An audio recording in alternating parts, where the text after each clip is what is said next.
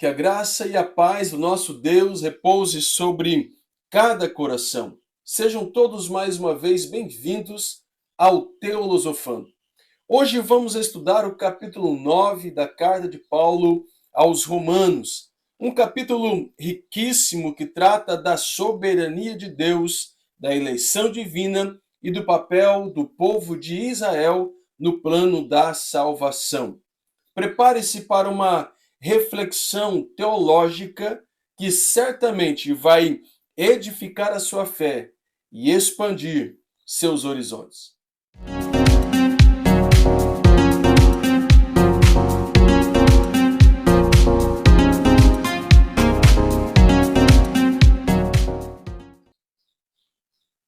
Mas antes de nós entrarmos na proposta para este encontro, eu quero convidá-lo, se você ainda não é inscrito no nosso canal, aproveite já este momento, se inscreva no nosso canal, ative as notificações para que você possa receber de primeira mão toda vez que tivermos um material novo disponível aqui no nosso canal.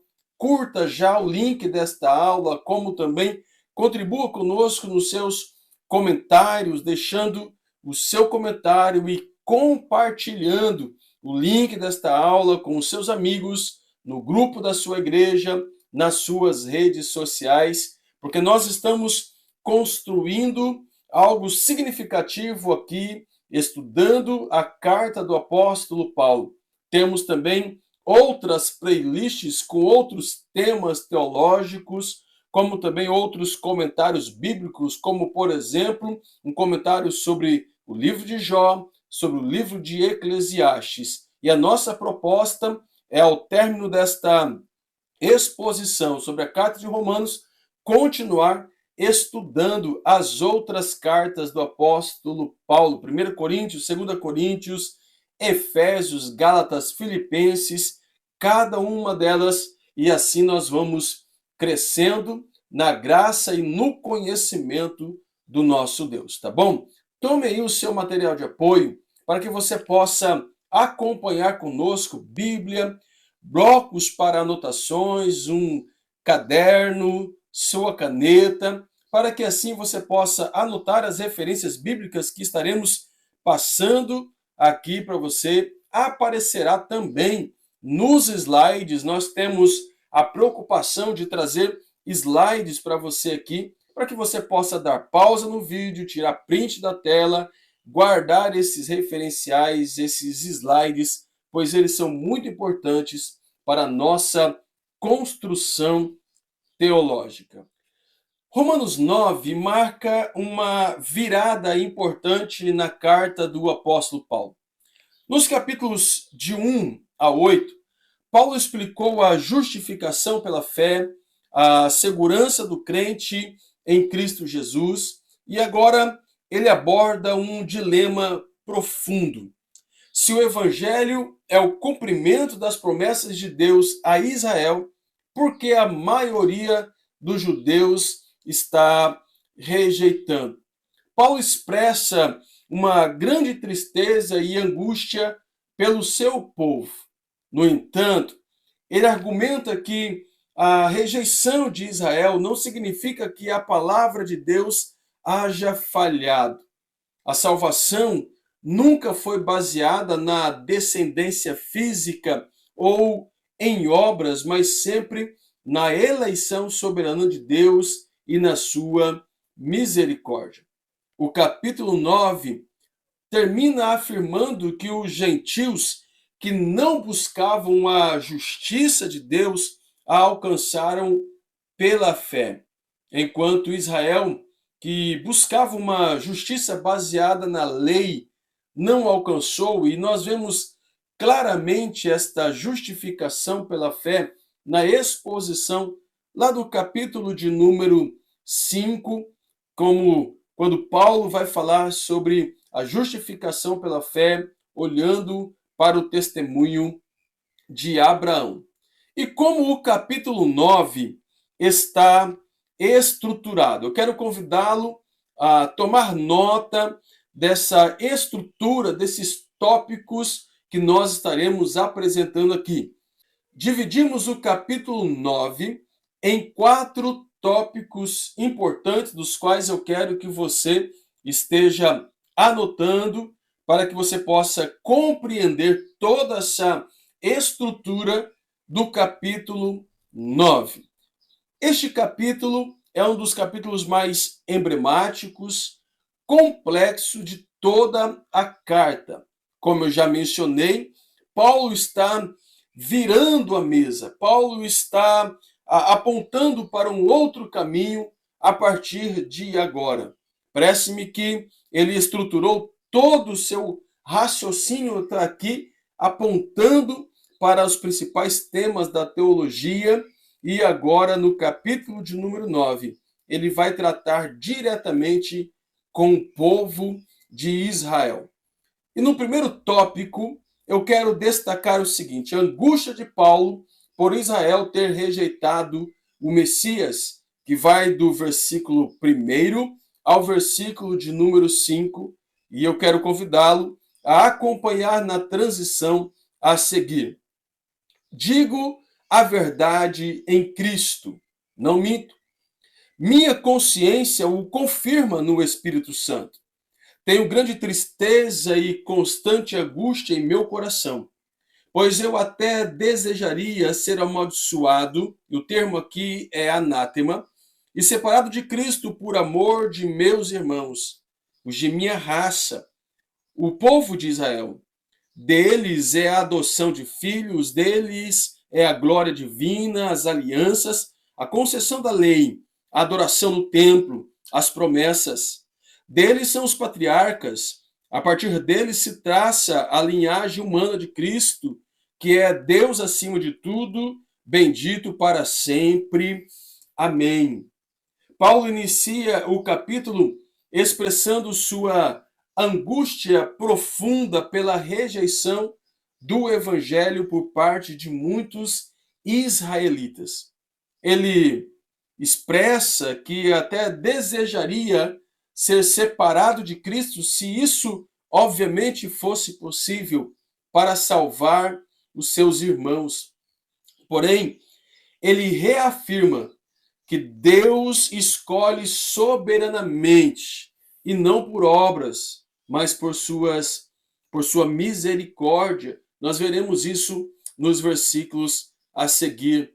Ele cita exemplos como Jacó e Esaú, para mostrar que a eleição depende da vontade de Deus e não dos méritos humanos.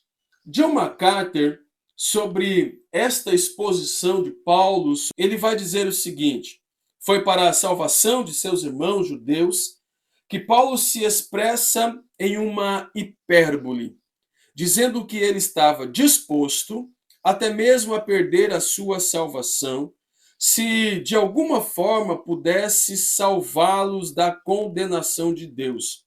Ninguém, é claro, sabia melhor do que Paulo que a salvação é o tesouro mais precioso de um crente e que só a morte sacrificial de Cristo tem o poder de salvar. Mas aqui ele está falando emocionalmente, não teologicamente. E não há nenhuma razão para duvidar de que sua declaração impressionante de alto sacrifício era a expressão de um coração completamente honesto. Paulo sentiu tanto amor que ele estava disposto a abrir mão de sua própria salvação e passar a eternidade no inferno, se de alguma forma que poderia trazer seus companheiros judeus à fé em Cristo. Encontramos na palavra de Deus alguns personagens que também desejaram se colocar no lugar de outro. Nós temos o exemplo de Judá e seu irmão Benjamim, em Gênesis 44, 33, quando Judá declara: agora, pois, fique teu servo em lugar do moço, por servo de meu senhor. Naquela ocasião, Benjamim estava sendo preso, aprisionado, e Judá se prontifica a colocar-se em seu lugar. Moisés intercede pelo povo. Agora, pois, perdoa-lhes o pecado, ou senão, risca-me, peço-te do teu livro que escrevestes. Êxodo 32, 32. Nós temos também o clamor agonizante de Davi: meu filho Absalão, quem me dera eu morreria por ti. Absalão, meu filho. 2 Samuel 18, 33. Porém, nós sabemos quem é o nosso genuíno substituto, e ele é Jesus Cristo, o nosso Senhor e Salvador. E eu vou deixar para você algumas referências aqui embaixo na tela para que você possa estar fazendo leitura como tarefa de casa, tá bom? Observe estas referências de Romanos 3, 24 e 25, depois Romanos 8, 32, 2 Coríntios 5, 21, Gálatas 3, 13, 1 Timóteo 2, 5 e 6, Isaías 53, versículo 5, versículo 6 e 8, Mateus, capítulo 20, versículo 28, e Marcos, capítulo 10, versículo 45. Romanos 3, 23 ao 25, o próprio apóstolo Paulo vai declarar: pois todos pecaram e destituídos estão da glória de Deus, sendo justificados gratuitamente por sua graça, por meio da redenção que há em Cristo Jesus. Deus o ofereceu como sacrifício para propiciação, mediante a fé, pelo seu sangue, demonstrando a sua justiça. E 1 Timóteo 2, 5 e 6, pois há um só Deus e um só mediador entre Deus e os homens, o homem Cristo Jesus, o qual se entregou a si mesmo como resgate por todos. Esse foi o testemunho dado em seu próprio tempo. Paulo até desejou se colocar no lugar do povo de Israel, dar a sua própria salvação, abrir mão de sua própria salvação por amor àquele povo.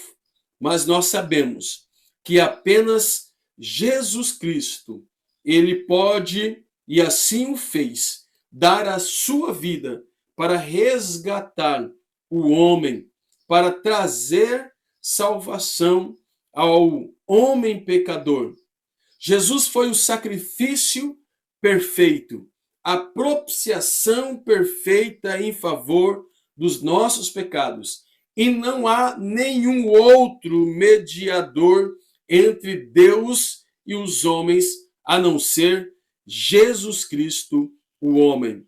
O apóstolo Paulo até desejou, mas a sua morte, se assim ele o fizesse, não traria salvação.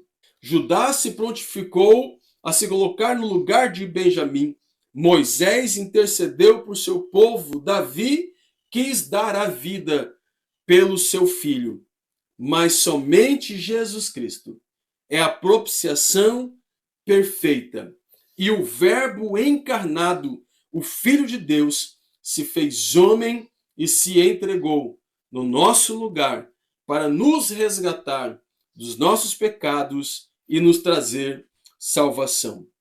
Eu destaco também como segundo tópico dentro dessa estrutura de Romanos capítulo 9, o princípio da eleição divina, versículo 6 ao versículo 13.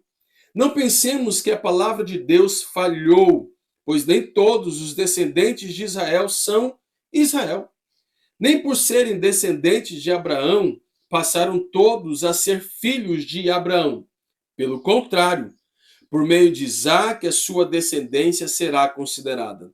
Noutras palavras, não são os filhos naturais que são filhos de Deus, mas os filhos da promessa, que são considerados descendência de Abraão. Pois foi assim que a promessa foi feita. No tempo devido, virei novamente e Sara terá um filho. E esse não foi o único caso. Também os filhos de Rebeca tiveram o mesmo pai, nosso pai Isaque. Todavia, antes que os gêmeos nascessem ou fizesse qualquer coisa boa ou má, a fim de que o propósito de Deus, conforme a eleição, permanecesse, não por obras, mas por aquele que o chama, foi dito a ela: o mais velho servirá ao mais novo. Como está escrito: amei Jacó, mas rejeitei Esaú. Romanos 9, do 6 ao 13. A tese que o apóstolo Paulo apresenta é que a palavra de Deus não falhou.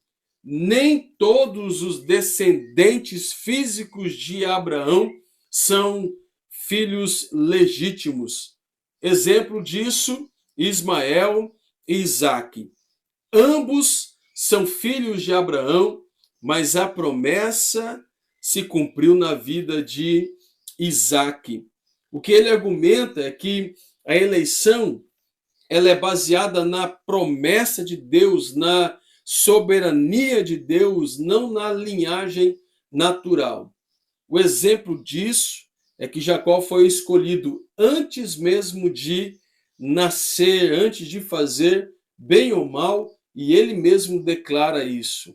O princípio que Paulo nos apresenta aqui é claro: a eleição não é por descendência natural, mas por designação soberana de Deus. Eu entendo que o capítulo 9 é um capítulo que é muito discutido na teologia, principalmente na área da soteriologia, na discussão interminável entre calvinistas e arminianos, onde os calvinistas defendem que Deus elege e elege de forma incondicional, e os arminianos defendem que Deus elege na sua presciência. Eu olho para esse texto e eu vejo que o que Paulo está dizendo aqui é que a eleição é um ato da soberania de Deus. Deus, ele olha na eternidade, Deus aponta na eternidade, faz planos na eternidade, o qual cumpriu-se na pessoa de Jesus Cristo. Eu não vejo aqui essa discussão que é apresentada. Deus escolhe, e escolhe de forma soberana, isso é indiscutível. Se é incondicional ou se é na presciência, Deus é soberano sobre a salvação, e isso para mim é indiscutível. John Stott, ele diz: a eleição nacional de Israel não garantia a salvação individual de cada israelita. Não bastava ser israelita, não bastava fazer parte da descendência de Abraão. Cada israelita precisava reconhecer a graça de Deus na pessoa de Jesus Cristo. Israel se apropriou da lei e pensava que por obedecer à lei já estavam salvos, e que o apóstolo Paulo argumenta que a salvação não se dá por nacionalidade, por etnia, mas a salvação ela é individual e ela é na pessoa bendita de Jesus. Mateus Henry: a graça não corre pelo sangue, e os benefícios da salvação nem sempre são encontrados nos privilégios externos da igreja. John Stott, ele traz a mesma proposta olhando para Israel. Mateus Henry, ele vai um pouco mais longe. O que ele está dizendo é que não basta fazer parte de uma igreja, não basta fazer parte de uma denominação, ser membro de uma instituição. Ele diz que não corre pelo sangue, ou seja, não basta ser descendente, como John Stott apontou anteriormente. Esses privilégios ou o privilégio da salvação não se encontra na igreja, mas na pessoa de Jesus Cristo. Então, meu caro amigo, minha amiga, não basta ser descendente, não basta ser filho de crente, Não basta fazer parte de uma membresia de uma igreja, ser ativo nas atividades da igreja. Precisa reconhecer Jesus Cristo como Senhor e Salvador de sua vida. Precisa ser alcançado por esta graça. Nós vemos aqui alguns aspectos doutrinários muito importantes. E o primeiro deles, nesta perícope, é a soberania divina na eleição. A eleição fundamenta-se exclusivamente na vontade soberana de Deus, não por obras, mas por aquele que chama, como também o propósito soteriológico da eleição. A eleição não é caprichosa, mas serve ao propósito redentor de Deus. E Herman Bavinck, na sua teologia sistemática, ele vai nos dizer: o fim da eleição é a glorificação de Deus através da salvação dos pecadores. Ou seja, a eleição, ela alcança seu êxtase, ela alcança seu nível máximo na glorificação dos crentes em Cristo Jesus. Como terceiro tópico, eu também apresento a soberania e a justiça de Deus, dos versículos 14 ao versículo de número 24. Então, que diremos? Acaso Deus é injusto? De maneira nenhuma. Pois ele diz a Moisés: terei misericórdia de quem eu tiver misericórdia, terei compaixão de quem eu tiver compaixão. Portanto, isso não depende do desejo ou do esforço humano, mas da misericórdia de Deus. Pois a Escritura diz ao Faraó: eu o levantei exatamente com este propósito, mostrar em você o meu poder, e para que o meu nome seja proclamado em toda a terra. Portanto, Deus tem misericórdia de quem ele quer, endurece quem ele quer. Mas algum de vocês me dirá: então, por que Deus ainda nos culpa? Pois quem resiste à sua vontade? Mas quem é você, ó homem, para questionar a Deus? Acaso aquilo que é formado pode dizer ao que formou: por que me fizestes assim? O oleiro não tem direito de fazer do mesmo barro um vaso para fins nobres e outros para uso desonroso? E se Deus, querendo mostrar a sua ira e tornar conhecido o seu poder, se portou com grande paciência os vasos da sua ira, preparados para a destruição, que dizer se ele fez isso para tornar conhecidas as riquezas da sua glória, aos vasos da sua misericórdia, que preparou desde antemão para a glória, ou seja, nós, a quem também chamou, não apenas dentre os judeus, mas também dentre os gentios? Nessa perícope, Paulo faz uma espécie de teodiceia divina, antecipando algumas objeções sobre a justiça de Deus, afirmando que ele tem o direito de exercer a sua misericórdia e, ao mesmo tempo, endurecer o coração de quem quiser. Esta passagem fundamenta a doutrina da soberania divina na salvação. Deus não é injusto por escolher segundo o seu critério, pois a escolha divina, ela é sempre justa e faz parte do seu plano redentor. Paulo diz: acaso Deus é injusto? A resposta, ela é óbvia: de maneira nenhuma. O que me espanta não é Deus escolher uns e rejeitar outros. O que me espanta é Deus ter escolhido a mim. E eu reconheço que eu não fiz e não posso fazer absolutamente nada para merecer a graça de Deus em Cristo Jesus na minha vida. Ele é soberano. Como eu mencionei, podemos até entrar nessa discussão infindável entre calvinistas e arminianos, mas uma coisa eu sei: Deus é soberano. se ele elege de forma incondicional, ele é soberano.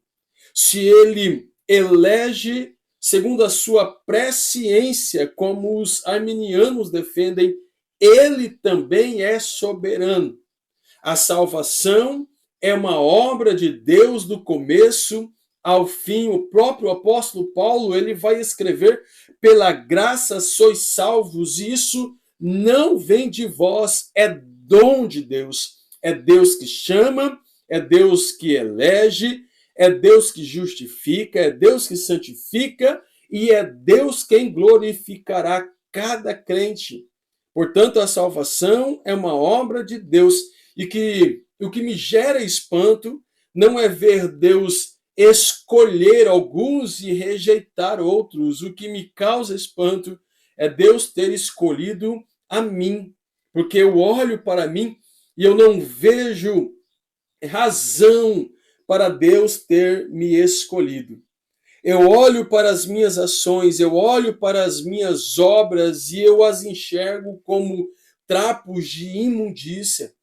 Eu enxergo como o pior de mim mesmo, porque eu não tenho nada de bom para oferecer ao meu Deus, mas Ele me escolheu. E me escolheu desde a fundação do mundo, e eu reconheço isso. Deus é soberano nas suas escolhas, quer por eleição incondicional, quer por eleição segundo a presciência, Deus é soberano. Paulo usa a metáfora do oleiro e do barro. Deus, como oleiro, tem o direito sobre a obra criada, de fazer vasos tanto para a honra quanto vasos para a desonra. O próprio apóstolo Paulo testifica sobre isso. Hernandes Dias Lopes, no seu comentário expositivo da carta aos Romanos, ele propõe: Paulo é um teólogo que escreve sobre a soberania de Deus não com frio, como um frio acadêmico, mas como um homem de coração quebrantado e com os olhos molhados de lágrimas. É impossível falar deste amor, falar desta graça que um dia nos alcançou sem sentir compaixão pelos meus irmãos, sem sentir compaixão por aqueles que estão se perdendo pelo caminho. É justamente isso que Paulo está fazendo aqui. Ele está olhando para si mesmo e testificando que foi alcançado por esta graça e, ao mesmo tempo, derramando lágrimas em favor do seu povo e dizendo, como nós já mencionamos, se eu pudesse, eu daria a minha salvação por amor ao meu povo. É impossível ser alcançado por esta graça e não sentir compaixão por aqueles que estão perdidos, por aqueles que estão caminhando a passos largos para o inferno. Deus nos chamou, Deus nos elegeu e Deus nos deu um propósito: de amar o outro, de pregar o evangelho, de anunciar as boas novas do evangelho a todos aqueles que também estavam perdidos, como nós estávamos. Paulo disse: se eu pudesse, eu daria a minha salvação. Eu seria anátema, eu seria maldito, eu seria excluído, como Moisés disse ao próprio Deus: exclua o meu nome do seu livro que tens escrito, para salvar este povo. A salvação nos leva a olhar para o próximo. Esta graça nos leva a olhar para a miséria humana. E como Hernandes Dias Lopes mesmo propôs, Paulo não escreve como um frio acadêmico, mas como alguém de um coração quebrantado e com os olhos molhados em lágrimas. E nós precisamos desta compaixão, desta graça em favor daqueles que estão perdidos também. E por fim, nós temos o chamado dos gentios e a rejeição de Israel. Versículo 25 ao 33. Como ele diz a Oséias: Chamarei o meu povo a quem não é meu povo. Chamarei minha amada a quem não é minha amada. E acontecerá que no mesmo lugar em que lhes declarou, vocês não são meu povo, eles serão chamados filhos do Deus vivo. Isaías exclama com relação a Israel: embora o número de israelitas seja como a areia do mar, apenas o remanescente será salvo. Pois o Senhor executará na terra a sua sentença, rápida e definitiva. Como anteriormente disse a Isaías: se o Senhor dos Exércitos não nos tivesse deixado descendentes, já estaríamos como Sodoma e semelhantes a Gomorra. Que diremos então? Os gentios que não buscavam justiça obtiveram uma justiça que vem da fé, mas Israel que buscava uma lei que trouxesse justiça não a alcançou. Porque a não, porque não? Porque não a buscava pela fé, mas como se fosse por obras. Eles tropeçaram na pedra de tropeço, como está escrito: eis que põe em Sião uma pedra de tropeço e uma rocha que faz cair, e aquele que nela confia jamais será envergonhado. Paulo destaca mais uma vez que nem todo Israel é Israel, mostrando que a verdadeira descendência de Abraão é quem crê em Cristo Jesus. Os gentios não buscavam justiça, mas a alcançaram pela fé, enquanto os judeus que buscavam a lei não conseguiram. Portanto, a salvação não nos vem mediante as obras da lei. Como eu já mencionei em encontros anteriores, tanto aqui na carta do apóstolo Paulo, como em outros encontros também, a salvação não vem pelas obras. A salvação é pela graça em Cristo Jesus, e absolutamente nada que nós façamos, nem mesmo a obediência à lei, pode nos salvar. N.T. White, que é alguém que citamos por várias vezes aqui no Teosofando, ele propõe: após seguirmos a história de Abraão e de Israel, chegamos ao ponto em que podemos compreender o que já vinha acontecendo. Os gentios têm entrado como membros da família da aliança de Deus prometida a Abraão, enquanto o número de judeus tem tomado o caminho errado quanto às suas idas e vindas, e desse modo falhado em exercitar a fé, a qual por si só já distingue os membros dessa verdadeira família. A promessa que Deus fez a Abraão, lá em Gênesis capítulo 12, e em ti serão benditas todas as famílias da terra, chegou até nós, os gentios. E nós nos apropriamos desta fé de Abraão e desta promessa salvífica redentora, não pelas obras, mas pela fé, a fé em Jesus. Esta graça vai além do tempo. Paulo mesmo declara no versículo 25, como lhe diz em Oséias: chamarei meu povo a quem não é meu povo, chamarei minha amada a quem não é minha amada. E ele chamou um povo que não fazia parte da descendência direta de Israel, da linhagem de Israel. Ele chamou os gentios. E este evangelho nos alcançou. O evangelho de Jesus Cristo chegou a um povo, da qual não era o povo escolhido por Deus. Chamarei o meu povo a quem não é meu povo, e de amada a quem não é minha amada. E hoje nós somos chamados de amados de Deus. Não há judeu nem grego, porque todos vocês são um em Cristo Jesus. E se são de Cristo, são descendências de Abraão, e herdeiro segundo a promessa. Gálatas 3, 28 a 29. A promessa de redenção, a promessa de salvação que Deus fez a Abraão, lá no capítulo 12 de Gênesis, chegou até nós. E nós nos apropriamos desta salvação, mediante a fé em Jesus Cristo. A graça de Deus se perpetuou no tempo, graça além do tempo. Ela nos alcançou e nos alcançou através da pessoa bendita de Jesus Cristo. Portanto, Romanos 9 é um chamado à humildade diante da soberania divina e a confiança na fidelidade de Deus. A eleição não é baseada em obras, mas no propósito divino para manifestar a sua misericórdia e justiça. Paulo nos lembra que a fé em Jesus Cristo é o fundamento da verdadeira justiça acessível a judeus e a gentios.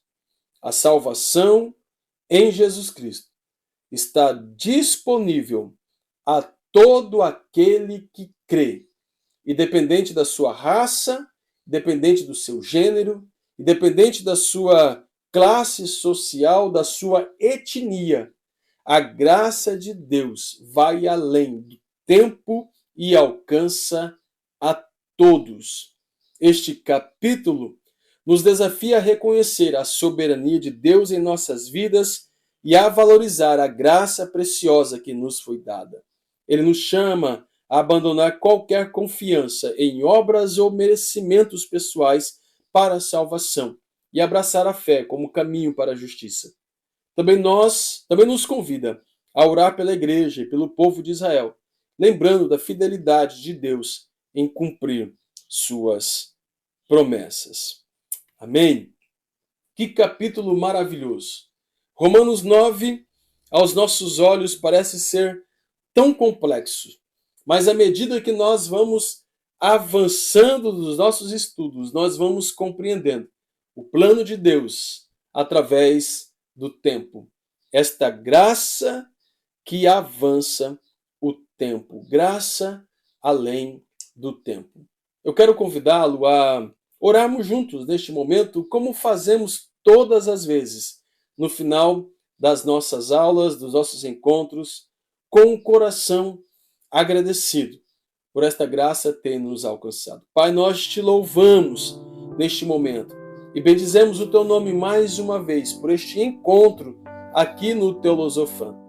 E nós te louvamos acima de tudo porque o Senhor nos alcançou com esta graça. Graça esta que se perpetuou no tempo, Pai. E ela não depende das nossas obras, como o próprio apóstolo Paulo declarou. Esta graça que nos alcançou não depende das nossas obras, não vem de nós mesmos, mas vem de Deus, é dom de Deus.